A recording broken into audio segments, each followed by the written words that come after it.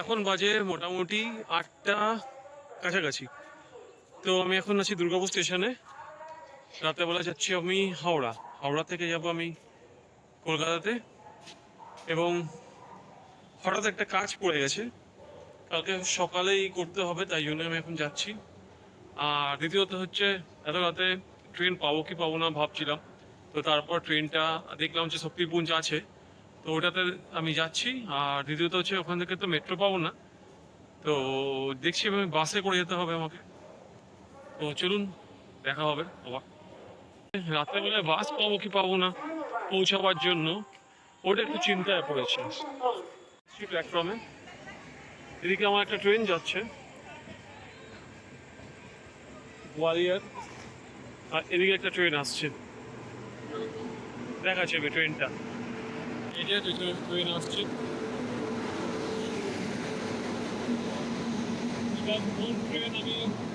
এটা কোন ট্রেন আমি বুঝতে পারছি না, তো দেখছি।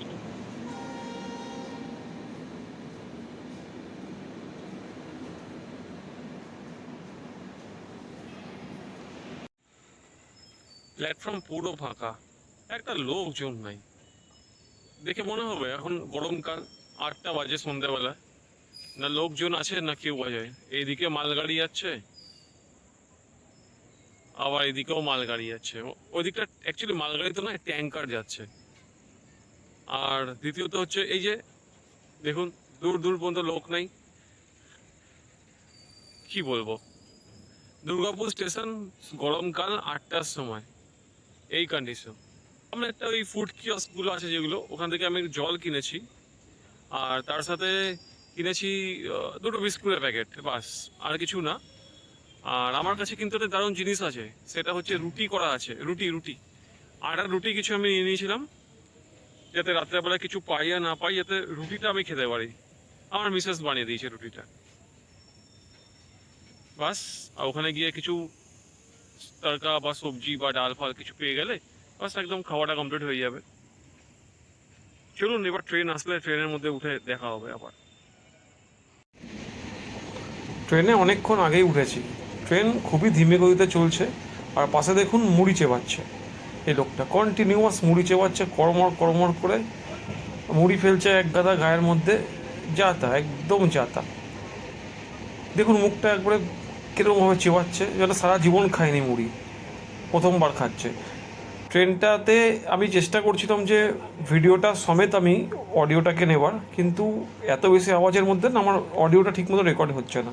তো দেখুন, এই মুহূর্তে বর্ধমান এসে গেছে ট্রেন, এবং বর্ধমানে পৌঁছে গেছি। এবং প্যাসেঞ্জারও তো খালি হচ্ছে, খালি হলে একটা সুবিধা হবে, যেটা একটু পাটা ছড়িয়ে বসতে পারবো।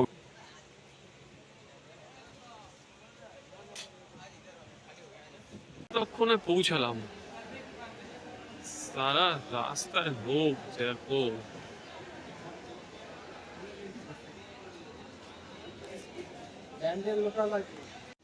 পুরো ফাঁকা এখন, পুরো ফাঁকা।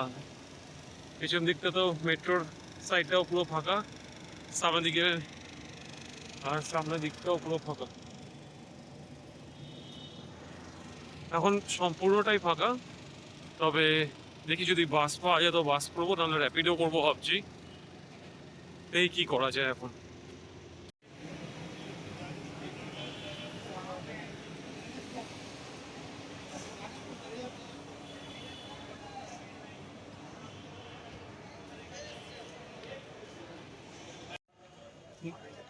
মনে হচ্ছে না যে বাস পাবো এখন, কিন্তু যদি বাস পাই তো ভালো, নাহলে আমি র্যাপিডো করবো ভাবছি। অনেকক্ষণ ধরেই ঘোরাঘুরি করছি, কিন্তু কোনো রকম ট্রান্সপোর্টেশন তো পাচ্ছি না। দেখছি এখন আমি কি পাওয়া যায়। চলো, আবার বাসে দেখা হবে যদি বাসে করে যাই।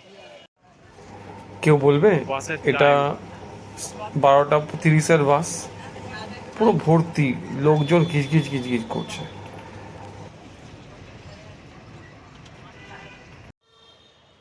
ঘড়ির সময় এখন 12:30, মানে 12টা 32 কাছাকাছি। এখনো ঘরে পৌঁছাইনি আমি, পৌঁছে যাবো আর কিছুক্ষণের মধ্যে। এমজি রোডের ক্রসিং আমি নেমেছি আর হাঁটছি। লাকিলি বাস পেয়েছি, নাহলে শেয়ার ট্যাক্সি 100 টাকা করে বলছিল, আর র্যাপিডো তো 50 টাকা করে, আর ক্যাব করলে মোটামুটি আমার 150 টাকা করে যাচ্ছিল। তার মাঝখানে আমি আপনাদেরকে বলেছিলাম যে রুটিটা আমি নিজেরা নিয়েছিলাম, আমার মিসেস করে দিয়েছিল। সেই রুটিটা ডিমের অমলেট দিয়ে খেয়ে নিয়েছি। এক জায়গায় অমলেট পেয়ে গেলাম ডবল ডিমের। বাসে করে চলে আসলাম, আর একটু আছে, এবার পৌঁছে যাবো ঘরে। যেটা হলো, ভেবেছিলাম ওটা হবে না, মানে এত দেরি হবে না। ট্রেনটা বন্দে ভারত কারশেডের ওখানে প্রায় 45 মিনিট ধরে দাঁড় করে দিল। যাই না কেন, হয়তো সিগন্যাল পাচ্ছিল না হয়তো। তার আগে আরও দু চার মিনিট দাঁড় করে দিল। মোটামুটি 1 ঘন্টার কাছাকাছি দাঁড়িয়ে দাঁড়িয়ে দাঁড়িয়ে দাঁড়িয়ে আমরা আসলাম। এবং সবচেয়ে বাজে যেটা হলো, একটা ট্রেনের মধ্যে না খাবারে কিছু উঠেছিল, না জল উঠেছে, না কোনো রকম কিছু উঠেছে। রাত্রেবেলায় বাই চান্স আমার কাছে রুটি ছিল, তো রুটিটা আর একটা ডিমের অমলেট বলে দিলাম একজনকে করতে। ওই একজন ভদ্রলোক করে দিলেন। ওটাই খেয়ে একটু জল টল কিনে নিয়ে এই ঘরে ঢুকলাম। তো ঠিকই আছে এক্সপিরিয়েন্স। রাত্রেবেলায় ট্রাভেল করলে ঠিকঠাক ফেসিলিটিস নাই পেতে পারি। সবচেয়ে ভালো জিনিস আমার নিজের কাছে কিছু খাবার রাখলেই ভালো হতো। বাট সব কিছু হয়ে যাওয়ার পরেও পৌঁছালাম। আর বাস তো একটা সময়ও প্রচণ্ড ভিড়, আর বাসটাও ছাড়ছিল না, অনেকক্ষণ ধরে ওয়েট করালো। ওই বাসের প্যাসেঞ্জার যতক্ষণ না ফিল হচ্ছে ততক্ষণ বেরোবে না শিয়ালদা পর্যন্ত যাওয়ার জন্য। তো যাই হোক, ওভারঅল এক্সপিরিয়েন্স ঠিকই ছিল, কোনো সমস্যা হয়েছেও হয়নি, মিক্সড। তো এই ব্লগটা কেমন লাগলো একটু জানাবেন, আর কোনো কমেন্ট থাকলে একটু পাস করবেন, কারণ কমেন্ট ছাড়া আমিও বুঝতে পারবো না আমার কোনখানটা ত্রুটি হচ্ছে। এবং চ্যানেলটাকে পাশে থেকে লাইক, শেয়ার, সাবস্ক্রাইবটা করে দেবেন। তো পরবর্তী ব্লগে আবার কিছু না কিছু জিনিস নিয়ে দেখা হচ্ছে।